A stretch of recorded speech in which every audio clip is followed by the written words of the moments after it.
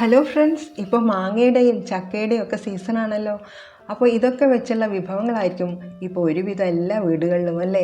ഞാൻ ഇന്ന് നാടൻ രീതിയിലുള്ള ഒരു മാമ്പഴ പുളിശ്ശേരിയുടെ ഒരു റെസിപ്പിയുമായിട്ടാണ് വന്നിട്ടുള്ളത്. അപ്പോൾ പുതിയ വീഡിയോയിലേക്ക് എല്ലാവർക്കും സ്വാഗതം. അപ്പോൾ ഇതുണ്ടാക്കാനായിട്ട് കുറച്ച് പുളിയും കുറച്ച് മധുരവും ഒക്കെ ഉള്ള 2 മാങ്ങയാണ് ഞാൻ എടുത്തിട്ടുള്ളത്.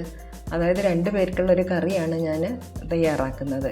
അപ്പോൾ മാങ്ങയുടെ തൊലി ഇതുപോലെ അങ്ങ് കളഞ്ഞ ശേഷം ഞാൻ ഒരു പുതിയ ചട്ടിയിലേക്ക് ഞാൻ ഇട്ട് കൊടുത്തിട്ടുണ്ട്. അതിൻ്റെ കൂടെ ഞാൻ 3 പച്ചമുളകാണ് ഇപ്പോൾ ചേർത്ത് കൊടുത്തിട്ടുള്ളത്. അതുപോലെ ഒരു തണ്ട് കറിവേപ്പിലയും കൂടെ ഇട്ട് കൊടുത്തിട്ടുണ്ട്. 1/2 ടീസ്പൂൺ മഞ്ഞൾപ്പൊടിയും അതുപോലെ 1/2 ടീസ്പൂൺ തന്നെ ഉപ്പും കൂടെ ഇട്ട് കൊടുത്തിട്ടുണ്ട്. ഇനി അതൊന്ന് വേവിക്കാനായിട്ട് നമുക്ക് 1 കപ്പ് വെള്ളം ഒഴിച്ചു കൊടുക്കാം. ഇനി അത് സ്റ്റൗവിൻ്റെ മുകളിലേക്ക് വെച്ച് ഫ്ലെയിം ഓൺ ചെയ്ത് കൊടുക്കാം. ഇനി ഇത് നന്നായിട്ട് വെട്ടിത്തിളയ്ക്കുമ്പോൾ നമുക്ക് എന്ത് ചെയ്യാം, മീഡിയം ഫ്ലെയിം ആക്കിയിട്ട് മൂടി വെച്ച് അതൊന്ന് വേവിച്ചെടുക്കണം. അത് വേവുന്ന സമയം കൊണ്ട് നമുക്കൊരു ഇതിലേക്കുള്ള ഒരു അരപ്പ് തയ്യാറാക്കാം.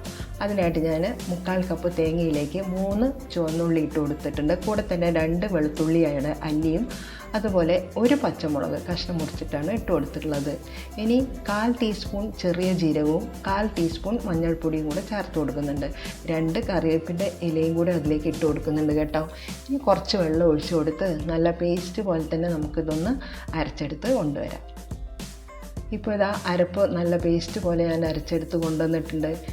ഇതാണ് അതിൻ്റെ കൺസിസ്റ്റൻസി, ഇതുപോലെയാണ്. ഇനി നമ്മൾ ആ മിക്സി കഴുകിയ ജാറിലെ വെള്ളവും കൂടെ അതിലേക്ക് ഒഴിച്ചു കൊടുക്കും. അപ്പോൾ ഈ സമയത്ത് നമുക്കിനി മാങ്ങ എന്തായി നോക്കാം. മാങ്ങയെല്ലാം നന്നായിട്ട് വെന്ത് വന്നിട്ടുണ്ട്, വെള്ളമൊക്കെ കുറച്ചൊന്ന് വറ്റിയിട്ടുണ്ട്. ഇനി ആ മാങ്ങയുടെ ആ ഒരു ഫ്ലേവർ ആ കറിയിലേക്ക് നന്നായിട്ടൊന്ന് ഇറങ്ങണമെങ്കിൽ നമ്മൾ ഇതുപോലെ ഒന്ന് ആ സ്പൂൺ വെച്ചിട്ട് മാങ്ങ ഒന്ന് ഉടച്ചു കൊടുക്കുക. അല്ലാതെയല്ല, ഒന്ന് ചെറുതായിട്ടൊന്ന് സ്ക്വീസ് ചെയ്ത് കൊടുത്തു കഴിഞ്ഞാൽ ആ ഫ്ലേവറെല്ലാം ആ കറിയിലേക്ക് നന്നായിട്ടൊന്ന് ഇറങ്ങിക്കിട്ടും. അപ്പോൾ ഞാൻ അതുകൊണ്ടാണ് ഇങ്ങനെ മാങ്ങ ഒന്ന് സ്പൂൺ വെച്ചൊന്ന് അമർത്തി കൊടുത്തത്. ഇനി അതിലേക്ക് നമ്മുടെ അരപ്പ് അങ്ങോട്ട് ഒഴിച്ചു കൊടുക്കാം. പിന്നെ ആ മിക്സി കഴുകിയ വെള്ളവും കൂടെ അതിലേക്ക് ഒഴിച്ചു കൊടുക്കുന്നുണ്ട്. ഇനി കറിയുടെ കൺസിസ്റ്റൻസി എത്ര വേണം എന്നതനുസരിച്ച് നിങ്ങൾക്ക് ആവശ്യമുണ്ടെങ്കിൽ കുറച്ച് ചൂടുവെള്ളം ഒഴിച്ചു കൊടുത്ത് കറി വേണമെങ്കിൽ ഒന്ന് ലൂസാക്കാം. ഞാനിത് ഇച്ചിരി കട്ടിയുള്ള ചാറുകറിയായിട്ടാണ് തയ്യാറാക്കുന്നത്. ഇനി ആ തേങ്ങയുടെ അരപ്പ് ഒന്ന് ചെറുതായിട്ടൊന്ന് വെന്ത് വരണം. അതിനായിട്ട് നമുക്ക് മീഡിയം ഫ്ലെയിമിൽ ആ കറി ഒന്ന് ചെറുതായിട്ടൊന്ന് തിളപ്പിച്ചെടുക്കാം. ഹൈ ഫ്ലെയിമിൽ ഒരിക്കലും വെക്കരുത് കേട്ടോ. അപ്പോൾ തേങ്ങയുടെ ആ പച്ച ചുവയൊക്കെ ഒന്ന് പോയി ആ കറിയുമായിട്ട് നന്നായിട്ടൊന്ന് ബ്ലെൻഡ് ചെയ്ത് വരാൻ വേണ്ടിയിട്ട് നമുക്കതൊന്ന് തിളപ്പിച്ചെടുക്കണ്ടേ. അപ്പോൾ അതിന് വേണ്ടിയിട്ട് ഇത് ചെറുതായിട്ട് ഇങ്ങനെ ഇളക്കി കൊടുത്തുകൊണ്ടേ ഇരിക്കണം, അല്ലെങ്കിൽ ആ തേങ്ങയുടെ അരപ്പ് എവിടെയെങ്കിലും ഇങ്ങനെ കട്ട പിടിച്ചിരിക്കും. അപ്പോൾ ഇതുപോലെ സ്പൂൺ വെച്ച് ചെറുതായിട്ടൊന്ന് ഇളക്കി കൊടുത്ത ശേഷം ഇപ്പോൾ കറി നന്നായിട്ട് തിളച്ച് വന്നിട്ടുണ്ട് കേട്ടോ. അപ്പോൾ കറി ശരിക്കും ആയിട്ടുണ്ട്. ഇനി നമുക്ക് ഫ്ലെയിം ഓഫാക്കിയ ശേഷമാണ് ഞാനിതിലേക്ക് 1/2 കപ്പ് തൈരാണ് ചേർത്തും കട്ടയുടച്ച തൈര് അതിലേക്ക് ഒഴിച്ചു കൊടുക്കും. ഫ്ലെയിം ഓഫാക്കിയിട്ട് വേണം തൈര് ഒഴിച്ചു കൊടുക്കാൻ. ഇനി എല്ലാം കൂടെ നന്നായിട്ടൊന്ന് ഇളക്കി കൊടുക്കാം. ഉപ്പ് ആവശ്യമാണെങ്കിൽ കുറച്ച് ഉപ്പ് കൂടെ ചേർത്ത് കൊടുത്തിട്ടുണ്ട് കേട്ടോ. കുറച്ച് ആദ്യം ഇട്ട ഉപ്പ് കുറവായിരുന്നു, അതുകൊണ്ട് കറി ആയ ശേഷം ഞാൻ കുറച്ചുകൂടെ ഉപ്പ് അതിലേക്ക് ചേർത്ത് കൊടുത്തിട്ടുണ്ട്. ഇനി തൈരുമായിട്ട് നമ്മൾ ഇതുപോലെ ഇളക്കി മിക്സ് ചെയ്തെടുക്കണം. ആ ചെറിയ ചൂടിൽ തൈരൊന്ന് ചൂടായാൽ മാത്രം മതി. ഇപ്പം വളരെ ടേസ്റ്റി ആയിട്ടുള്ള ആ മാമ്പഴ പുളിശ്ശേരി ഇവിടെ തയ്യാറായിട്ടുണ്ട് കേട്ടോ. ഇനി നിങ്ങൾക്ക് ഇതിൽ മധുരം കൂടുതൽ വേണമെന്നുണ്ടെങ്കിൽ പഞ്ചസാര ചേർത്ത് കൊടുക്കുക, അല്ലെങ്കിൽ ശർക്കര ചേർത്ത് കൊടുക്കാം. ഞാനിവിടെ ഒരു 1/2 ടീസ്പൂൺ മാത്രം പഞ്ചസാര ചേർത്ത് കൊടുത്തിട്ടുണ്ട്. 1/2 മുതൽ 1 ടീസ്പൂൺ പഞ്ചസാര വരെ ഈ കറിയിലേക്ക് ചേർത്ത് കൊടുക്കാം. 2 പേർക്കുള്ള ഒരു കറിയാണല്ലോ ഞാൻ തയ്യാറാക്കിയിട്ടുള്ളത്. ഇനി ഇതിലേക്കൊരു താളിപ്പും കൂടിയാണ് ആവശ്യമായിട്ടുള്ളത്.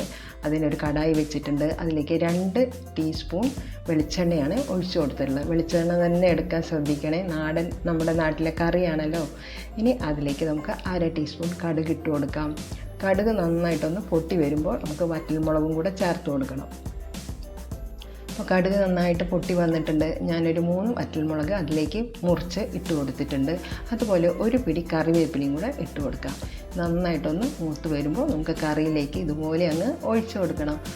ഒഴിച്ചു കഴിഞ്ഞാൽ ഉടനെ തന്നെ നമ്മളത് മൂടി വെച്ചേക്കണം, ഇളക്കരുത്. മൂടി ഒരു 5 മിനിറ്റ് നേരം ഇതുപോലെ ഇരുന്നാൽ അത് നന്നായിട്ട് ആ ഫ്ലേവർ ആ കറിയിലേക്ക് ഇറങ്ങും. അതിനുശേഷം വേണം നമ്മളിത് സെർവ് ചെയ്യാനെടുക്കാൻ. ഇപ്പോൾ കറി സെർവ് ചെയ്യാനായിട്ട് തയ്യാറായിട്ടുണ്ട്. നന്നായിട്ടൊന്ന് മിക്സ് ചെയ്ത് കൊടുത്തിട്ട് നമുക്ക് സെർവ് ചെയ്യാം. അപ്പോൾ എൻ്റെ റെസിപ്പി ഇഷ്ടമായ ലൈക്ക് ചെയ്യാൻ മറന്നു പോകില്ലല്ലോ. പുതിയ ഫ്രണ്ട്സ് ആരെങ്കിലും കാണുന്നുണ്ടെങ്കിൽ ഒന്ന് സബ്സ്ക്രൈബ് ചെയ്ത് ഒന്ന് സപ്പോർട്ട് ചെയ്യണം കേട്ടോ. ഇപ്പോൾ മാങ്ങയുടെ ഒക്കെ കാലമല്ലേ, അപ്പോൾ ഇതുപോലെ നിങ്ങളും ഈ ഒരു റെസിപ്പി ഫോളോ ചെയ്തിട്ട് ഈ കറി ഒന്ന് തയ്യാറാക്കി നോക്കണം കേട്ടോ. ചൂട് ചോറിൻ്റെ കൂടെയൊക്കെ വളരെ ടേസ്റ്റിയാണ്. കുട്ടികളൊക്കെ വളരെ ആസ്വദിച്ച് കഴിക്കുന്ന ഒരു കറിയാണ്. നമ്മുടെ നാട്ടിലെ നല്ല നാടൻ മാങ്ങ കൊണ്ടുണ്ടാക്കുന്ന കറി. അപ്പം താങ്ക് യു ഫോർ വാച്ചിങ്.